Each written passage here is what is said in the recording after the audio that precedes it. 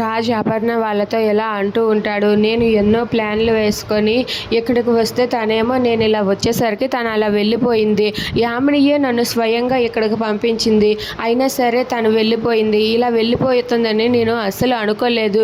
యామిని అయితే స్వయంగా ప్రపోజ్ చేయమని పంపించింది. అది మీకు తెలుసా అని చెప్పి అంటాడు. అది వినగానే అపర్ణ అలాగే బామ్మ వాళ్ళిద్దరూ కూడా ఒక్కసారిగా షాక్ అయిపోతారు.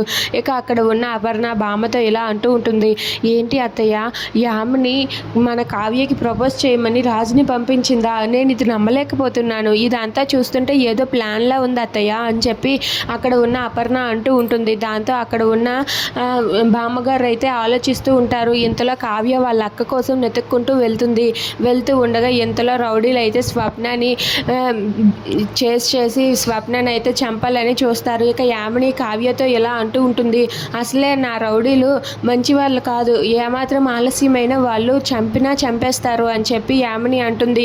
అది వినగానే కావ్య ఒక్కసారిగా షాక్ అయిపోతుంది. ఇక యామిని మాత్రం నా రౌడీలకి చంపేయమని కూడా చెప్పాను, ఏమో ఈ పాటికి చంపేసే ఉంటారేమో అని చెప్పి అంటూ ఉంటుంది. అది విని కావ్య షాక్ అవుతుంది. Please subscribe.